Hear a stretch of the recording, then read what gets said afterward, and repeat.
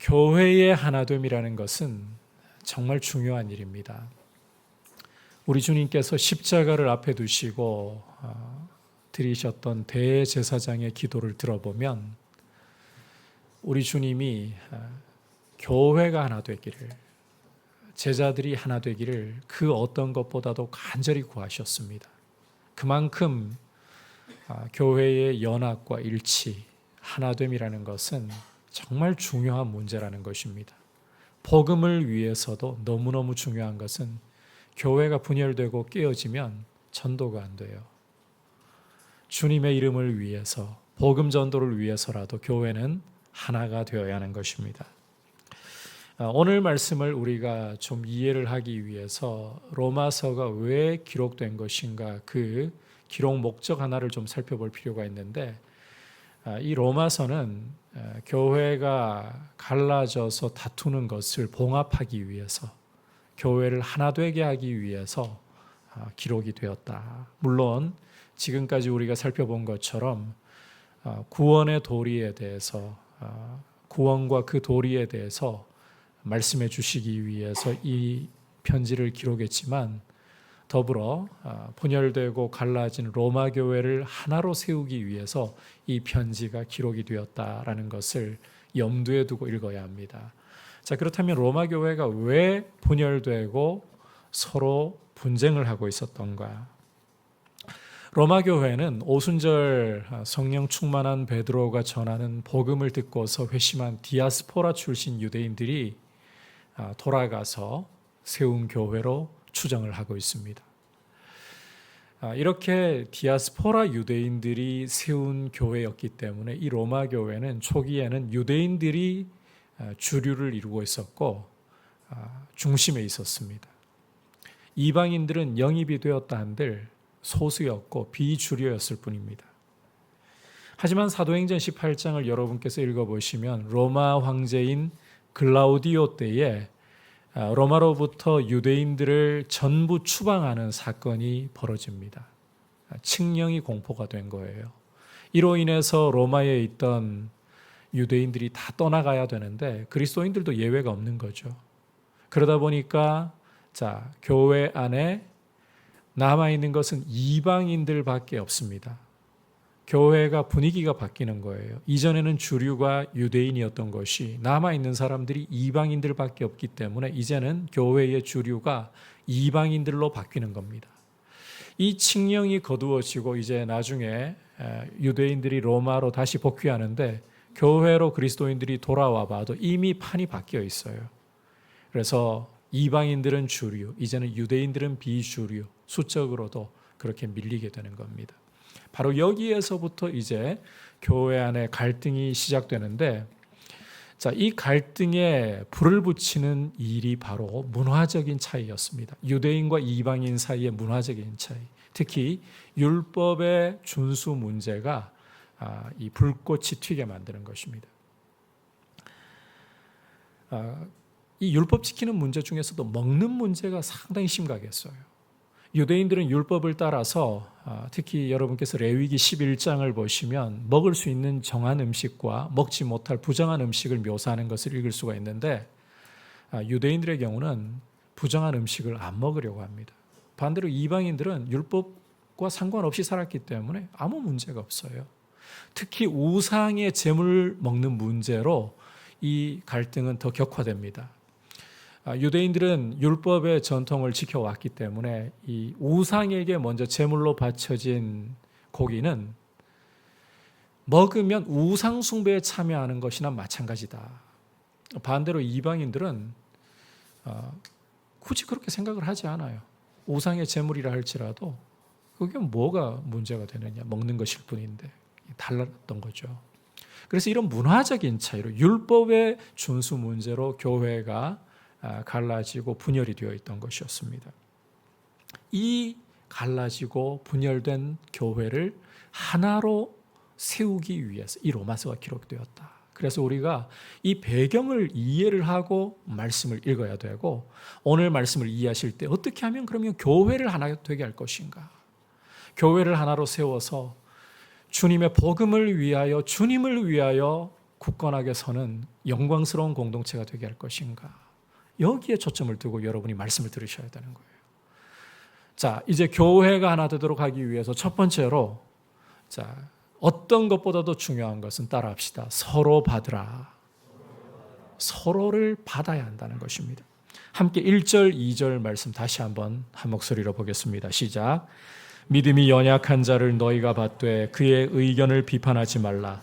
어떤 사람은 모든 것을 먹을 만한 믿음이 있고 믿음이 연약한 자는 채소만 먹느니라. 자, 함께 읽은 말씀에서 바울은 모든 것을 먹을 만한 믿음이 있는 사람, 믿음이 강한 자를 가리키죠. 모든 것을 먹을 만한 믿음이 있는 사람과 채소만 먹는 믿음이 연약한 사람을 구분해서 말씀을 하고 있습니다.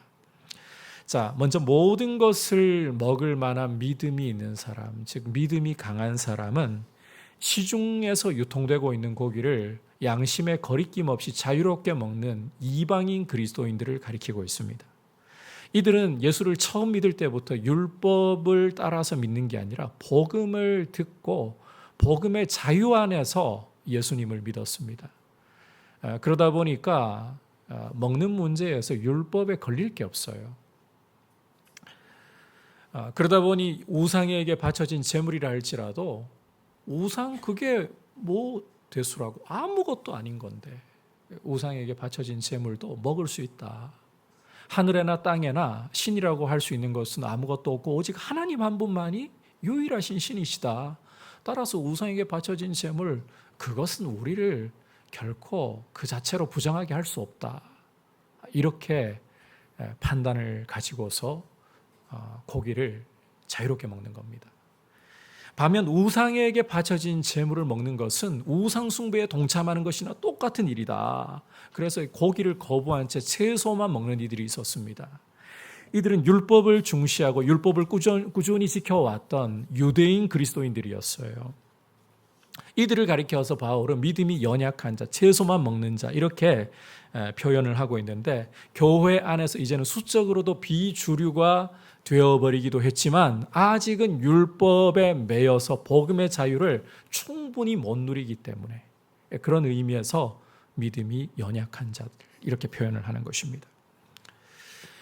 참고로 이 우상에게 바쳐진 고기 먹는 이 문제가 교회 안의 갈등으로 불거질 수밖에 없었던 것은 그 유통 구조에서 오는 문제 때문이었습니다. 우리로서는 이해가 잘 안 되는데 고대 근동 지역에서 고기가 유통되는 구조를 보면 이해가 돼요. 자, 오늘날 우리가 이 고기를 유통하는 과정 보편적으로 어떻습니까?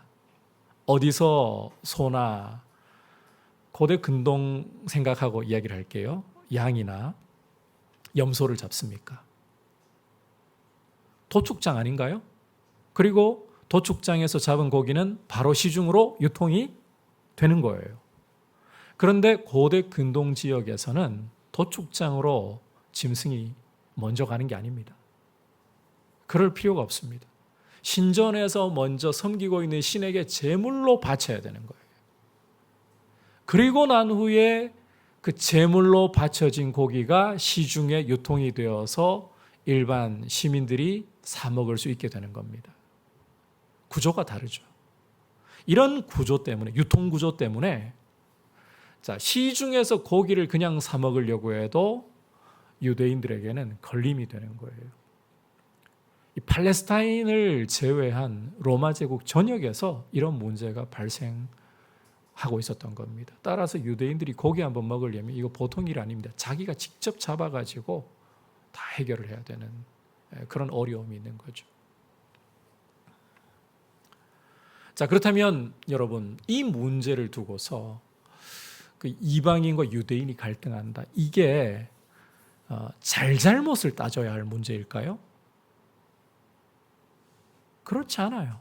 이것은 문화적인 차이이고 양심의 문제일 뿐입니다. 이 문제를 가지고 진리를 세우느냐 훼손하느냐 이렇게 이야기할 게 전혀 없다는 거예요. 앞서 말씀드린 것처럼 고린도전서의 사도 바울이 편지를 보내면서 말씀하는 것처럼 하늘에나 땅에나 신이라고 할 수 있는 것은 아무것도 없어요. 오직 하나님 한 분만, 우리 주 예수 그리스도만이 유일하신 참신이십니다. 따라서 그 우상에게 바쳐진 제물이라고 해본들 그게 실제 사람을 부정하게 할 수는 없어요. 하지만 유대인들은 이게 걸린단 말이에요. 그래서 서로 다투고 있는 거예요. 이 다툼이 잘잘못의 문제가 아니라는 겁니다. 양심의 문제이고 문화적인 차이일 뿐이지 결코 잘잘못을 논할 문제가 아니다. 다름을 이해하고 존중해야 할 문제일 뿐이다. 그런데 여러분, 우리 죄성을 가지고 있는 사람들은 나하고 다른 것을 다르다라고 말하지 않고 자꾸 틀렸다라고 말하려는 습성을 갖고 있어요. 여러분, 이 다른 것과 틀린 것에는 엄연한 차이가 존재합니다. 다른 것은 나하고 차이가 있는 것뿐이지 틀린 게 아니에요. 그런데 우리 죄성을 갖고 있는 마음에서는 자꾸 나하고 다르면 틀렸다 이렇게 말을 하려고 하는 거예요.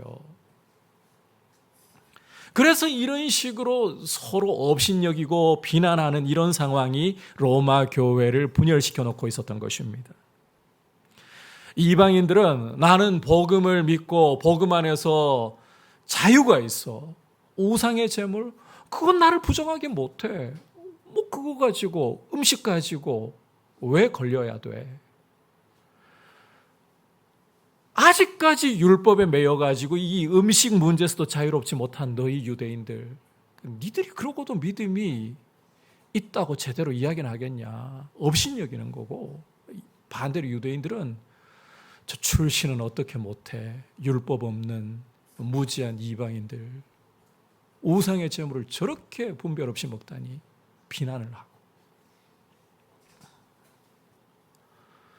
여러분, 이런 분열이 로마 교회에 발생했다. 이게 정말 잘잘못의 문제가 아닌데도 교회를 쪼개놓고 있었다라는 거예요. 이런 로마 교회를 보면서 1절에서 사도 바울은 믿음이 연약한 자를 너희가 받으라. 그의 의견을 비난하지 말라 당부를 하고 있습니다. 여러분, 이 고대 로마 세계는 강자가, 특히 로마 세계는 강자가 존중을 받고 강자가 살아남는 사회였습니다. 이런 사회에서 약한 자를 비난하지 말라. 하나님 나라의 전초기지로서 교회는 세상과 문화가 달라야 된다는 거예요. 연약한 자를 오히려 받아주고 비난하지 말아야 된다는 거예요. 진리를 훼손하는 문제가 아니라면 서로를 존중하고 서로를 받으라. 그런데 바울은 여기서 멈추지를 않아요.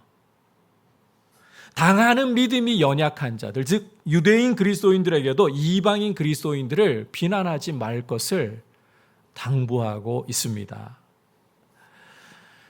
정의를 부르짖는 가운데에 참 사람이 빠지기 쉬운 함정 중에 하나가 무엇인가 하면 강함을 불의 자체로 여기기가 쉽다는 거예요. 여러분, 강함이라는 것은 그 자체로 불의가 아닙니다. 그런데 이 정의를 부르짖다 보면 약자의 편을 자꾸 들면서 자칫 강자를, 강함을 불의함의 상징으로서 매도해버릴 수가 있다는 거예요.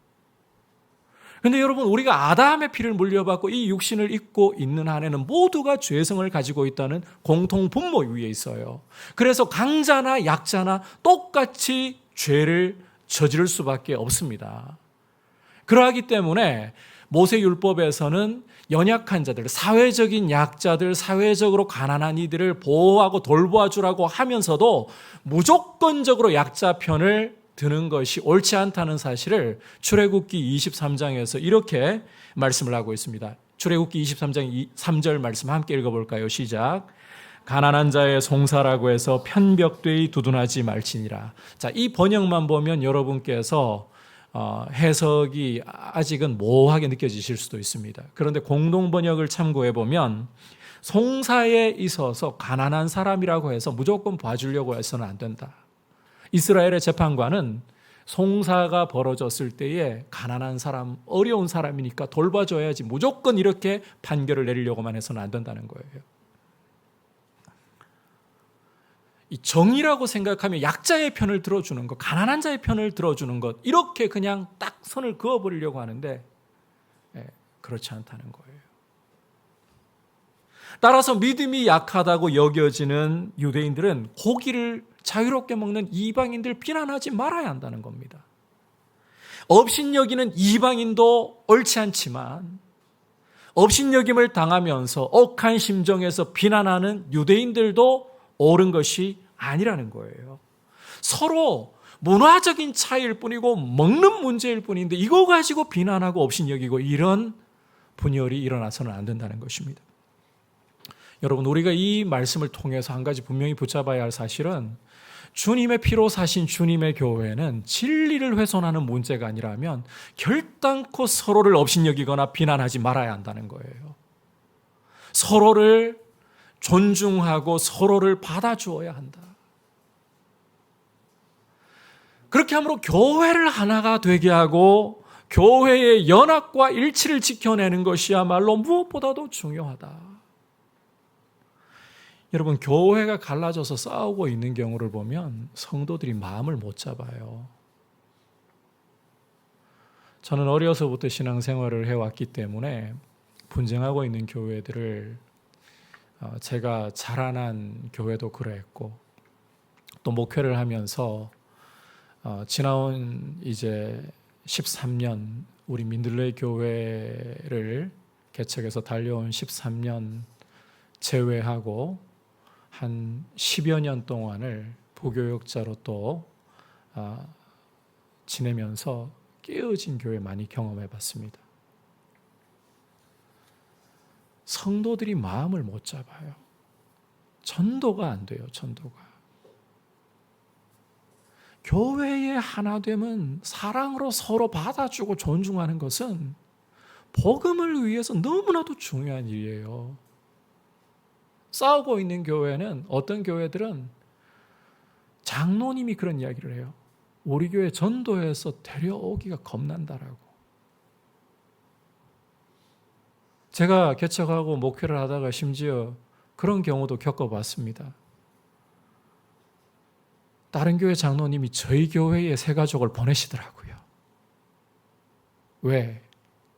당신이 섬기는 교회가 지금 교회가 다투고 있어가지고 새 가족을 데려다 놔도 정착을 못할까 겁난다고. 교회는 하나가 되어야 돼요. 서로의 다름을 비난하고 업신여기지 말고 존중하면서 받아주면서 진리 문제가 아니면 서로 받으라. 서로 받으라. 여러분, 빨간 물을 머리에 들이고 교회 얻은 노란 물을 들이고 교회에 얻은 이 진리 문제일까요? 아니죠. 괜찮아요. 받아줄 수 있는 거예요. 신대원에 다닐 때 전도사님들 사이에 논쟁이 있었습니다. 구내식당에서 선지국이 나온 거예요. 이걸 먹어야 되나 말아야 되나. 구약을 중시하는 전도사님들은 안 먹어요. 복음의 자유를 누리는 분들은 먹어요. 이거 비난할 문제인가요? 아니요. 그냥 각자 알아서 먹으면 되는 문제예요. 서로를 받으면 되는 문제예요. 음식은 부정하게 하는 거 아니에요. 교회도 그렇게 진리가 아니면 서로 받으라. 특히 우리 한국 사회는 요즘 정치 문제로 분열이 크게 이루어져 있고 세대 간의 갈등이 심합니다. 여러분, 교회는 보수, 진보 다 있습니다. 제가 강단에서 정치적인 발언 안 하려고 굉장히 애쓰는 거 여러분들 아시는 분들은 아실 거예요. 강단에서는 진리를 외치면 되는 거예요. 여러분 안에 보수도 있고 진보도 있고 그런데 그거 가지고 싸우지 마세요. 자기의 의견일 뿐이에요. 그건 진리가 아니에요. 서로 존중하시면 되는 거예요. 그렇게 생각하시냐고. 하지만 나는 이렇게 생각합니다. 싸우려 하지 말고 교회가 어떻게 하든지 하나 되기를, 진리로 하나 되기를 여러분 힘쓰고 진리 안에서 서로를 받아줄 수 있기를 축복합니다. 이제 그렇다면 이렇게 서로를 받아주어야 할 근거가 무엇이냐? 두 가지 근거가 있습니다. 첫 번째는 하나님이 그를 받으셨다. 하나님이 그를 받으셨다. 그리고 그리스도께서 형제의 주인이시다. 그리스도께서 형제의 주인이시다. 이 두 가지가 서로 받아주어야 할 근거라는 거예요. 자, 여러분 3절 끝부분을 보시면 서로 받으라고 하는 근거가 이는 하나님이 그를 받으셨습니다. 하나님이 그를 받으셨습니다. 하나님이 전에 죄인 되었고 원수가 되었던 우리를 예수 그리스도를 십자가에 못 박아 그 피로 용서하시고 화목시켜 주셨습니다.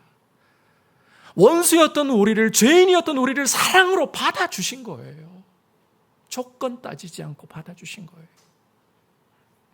이처럼 교회는 하나님의 사랑과 용납하심을, 잘 들으십시오, 각 사람이 다 받은 공동체입니다. 누구는 받고 누구는 안 받고가 아니에요. 각 사람이 모두 다 하나님의 사랑과 용납하심을 받은 공동체입니다. 따라서 세상의 질서가 아니라 하나님의 사랑의 질서가 교회의 질서가 되어야 되고, 우리는 사랑으로 서로를 받아야 하는 것입니다. 하나님이 우리를 받으셨기 때문에. 여러분, 참 내 마음에 받아들여지지 않는 형제가 있습니까? 그때 하나님이 저 형제를 받으셨다. 하나님이 받으셨다.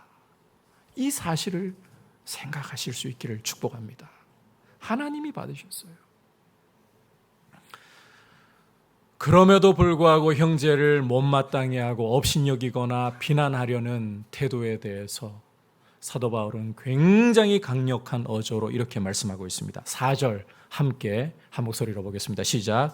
남의 하인을 비판하는 너는 누구냐? 그가 서 있는 것이나 넘어지는 것이 자기 주인에게 있음에 그가 세움을 받으리니 이는 그를 세우시는 권능이 주께 있음이라. 자, 굉장히 어조가 강해요. 너는 도대체 누구냐? 남의 하인을 비난하는 너는 도대체 누구냐? 굉장히 강력한 어조입니다. 그도 그럴 것이 그리스도인은 예수님이 십자가에서 그 보배로운 피를 흘려서 죄로부터 구원하시고 소유 삼으신 예수님의 종이기 때문입니다. 여러분, 우리 그리스도인 각 사람은 예수의 피로 값주고 사신 예수님의 소유, 예수님의 종이에요. 사회적으로 어떤 지위와 신분에 있느냐, 사회적으로 얼마나 잘났고 못났느냐, 이거 아무런 상관없어요. 교회라는 공동체 안에서는 우리가 다 같이 예수 그리스도의 피로 구원받고 예수님의 소유가 되었고 예수님의 종이 되었을 뿐입니다.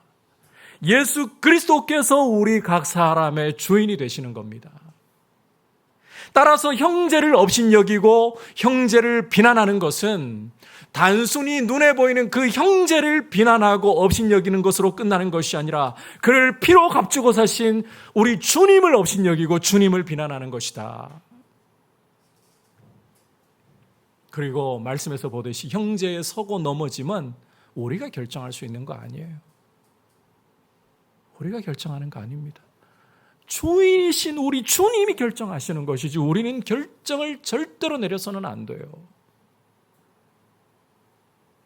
따라서 진리를 세우고 훼손하는 문제가 아니라면 형제를 함부로 업신여기지 말고 비난하지 말자.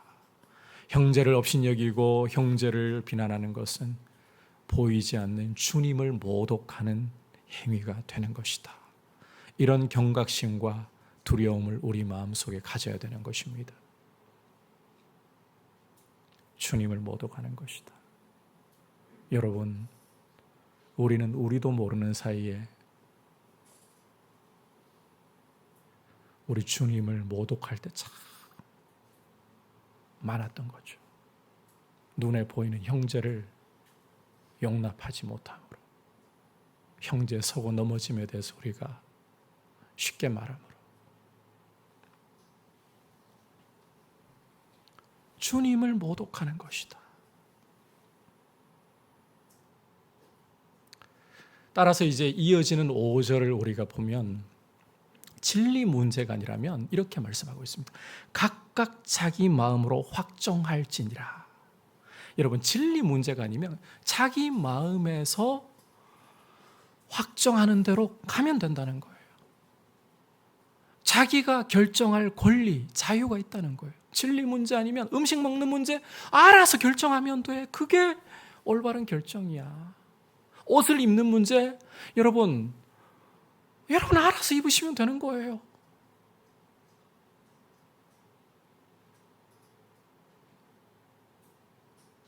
이런 이야기를 하면 또 오해가 되실는지 모르겠습니다만, 술을 마시고 안 마시고 문제, 나중에 좀 더 구체적으로 이야기할게요.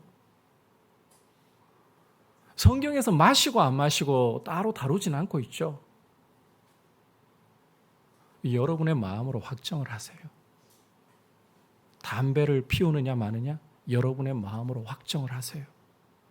성경에서 다루고 있지 않는 문제이기 때문에.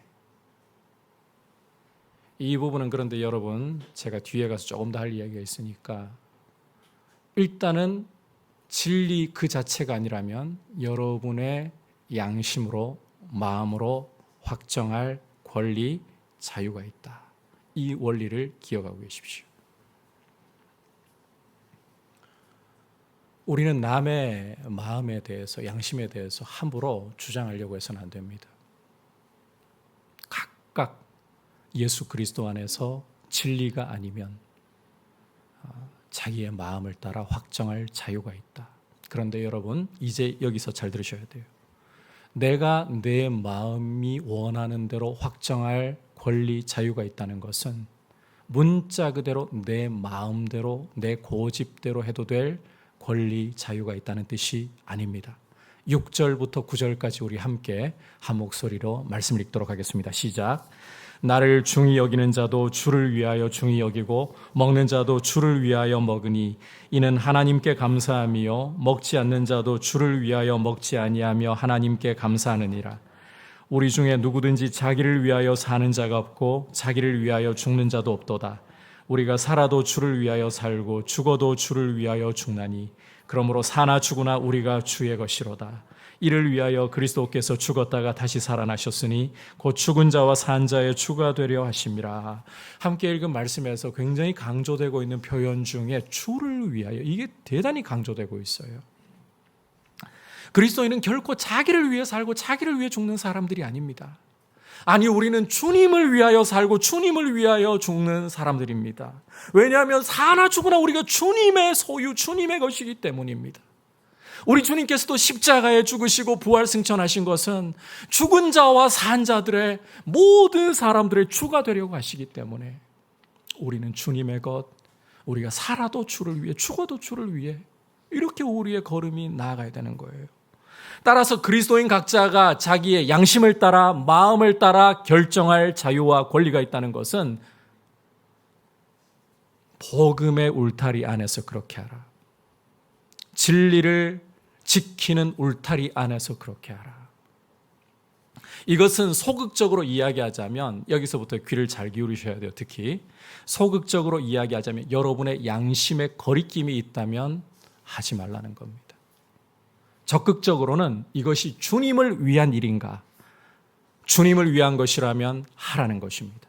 주님을 위한 것이 아니라면 여러분 제어하셔야 된다는 거예요. 우리는 이렇게 우리의 양심의 자유, 우리의 마음으로 진리의 문제가 아니라면 알아서 결정할 수 있다 하더라도 양심의 거리낌이 있는가라는 날줄과 주님을 위한 것인가라는 C줄로 된 그물로 우리가 결정할 문제를 끌어보아야 되는 것입니다. 그 그물 속에 걸려버린다면 여러분 하지 않는 것이 올바른 거예요. 앞서 제가 여러분 술 마시고 담배 피우고, 이거 성경에서 담배는 그 당시 없었어요. 고대 근동에서 포도주는 단순히 술이 아니에요. 음료이기도 합니다. 우리와 문화적인 차이가 있어요. 사실 여러분, 이 술 마셔도 됩니까? 마시지 말아야 됩니까? 이건 그리스도인에게 솔직히 제가 강단에서 이런 말씀 드려서 심각히 고민하는 분들에게는 죄송하지만 저급한 문제입니다. 이걸 왜 고민하냐고요. 이 정도 수준의 저급한 문제를.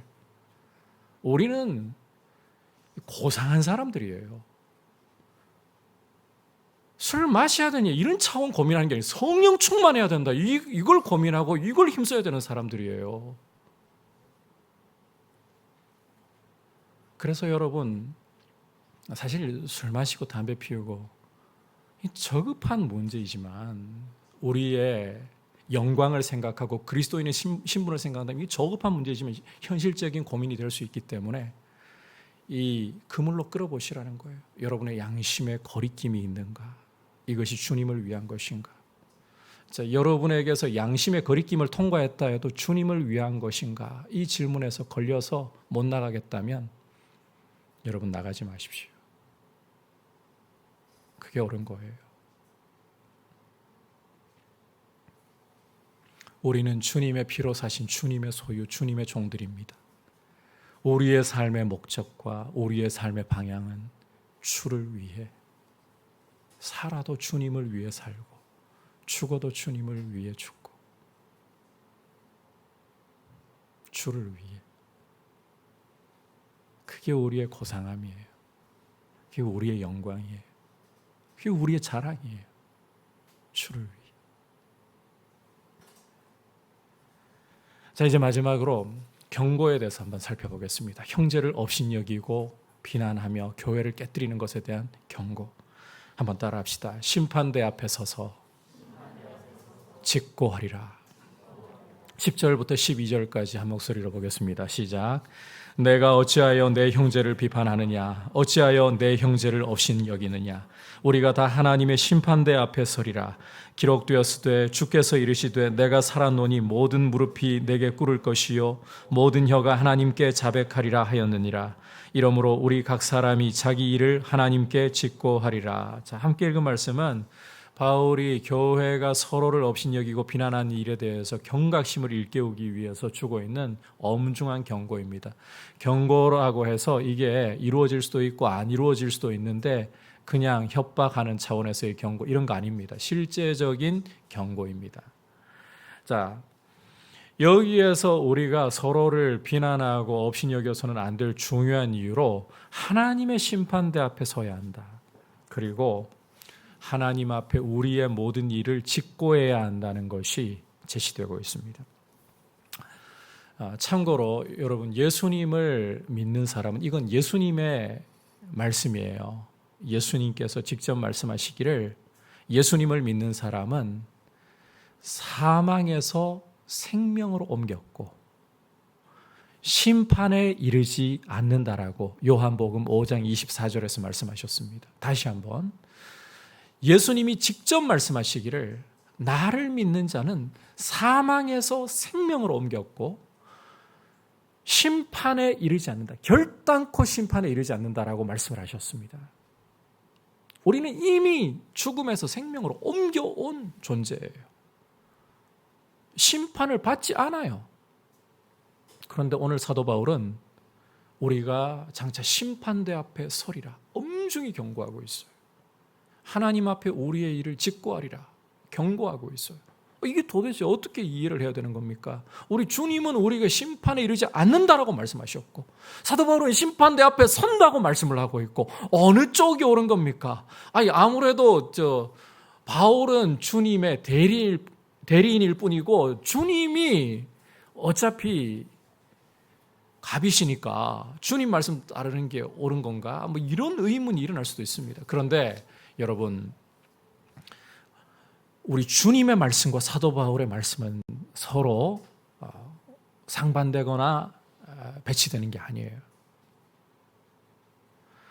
원문으로 이 말씀을 보면 우리 주님이 말씀하신 심판이라는 것은 둘째 사망, 영원한 멸망을 가리키는 거예요. 지옥에 던져지는 것을 말하는 거예요. 그러니까 우리 주님은 나를 믿는 자는 죽음에서 생명으로 옮겼고 영원한 멸망에 결단코 이르지 않는다, 이 말씀을 하신 거예요. 반면 사도 바울은 심판대를 이 원문으로 사용할 때 보면 장소를 가리키고 있습니다. 우리가 장차 최후 심판의 날에 우리 예수를 믿는 자나 믿지 않는 자나 다 같이 심판대 앞에는 서야 합니다. 그리고 그 심판대 앞에서 우리 주님이 우리에게 이미 맛보게 하신 이 영생을 선물로 주실 것이고 우리의 행위를 따라서 상 주실 거예요. 그 자리에서 우리의 도리를 다했느냐, 이것을 직고해야 된다는 거예요.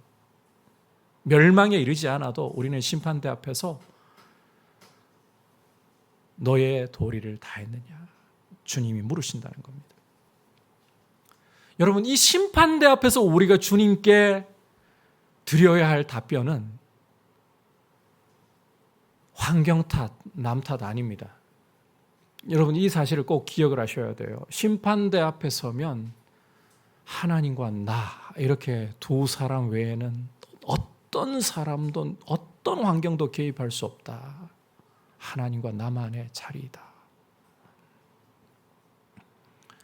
우리 주님이 십자가에 달리셨을 때, 누가복음 23장을 보시면 십자가에 달리셨을 때 이 십자가를 둘러싸고 있는 많은 무리들은, 특히 유대인 지도자들은 우리 주님을 이렇게 조롱을 했습니다.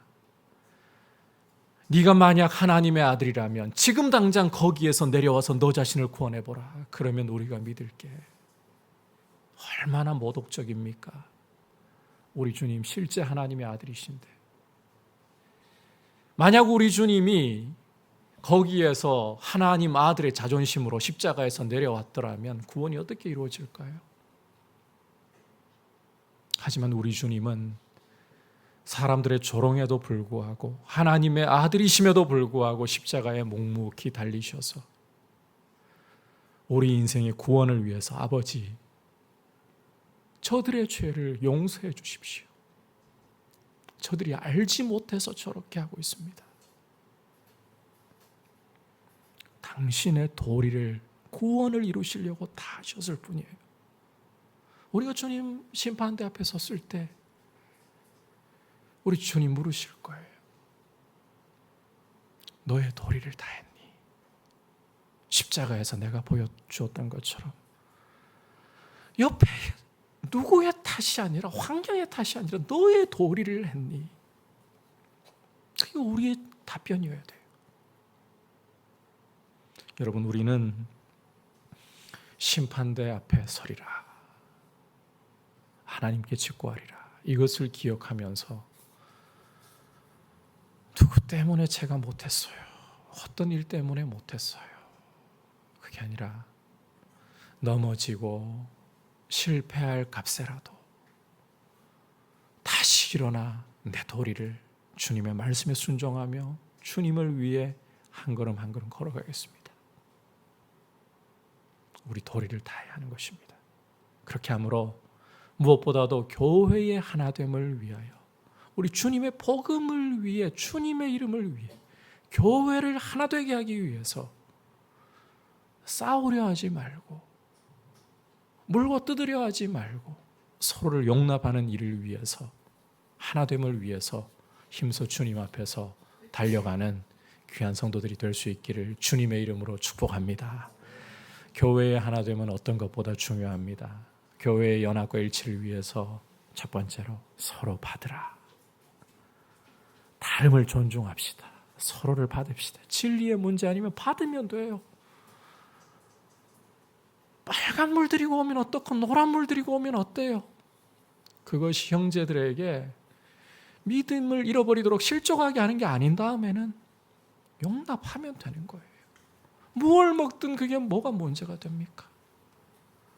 뭘 입든 그게 뭐가 문제가 됩니까? 서로를 넘어뜨리지 않는다면 용납하면 되는 거예요. 서로 받으라. 그 근거가 뭐라고요? 하나님이 받으셨기 때문이다. 예수님이 십자가의 보혈을요 소유로 삼으셨고 주인이 되시기 때문이다.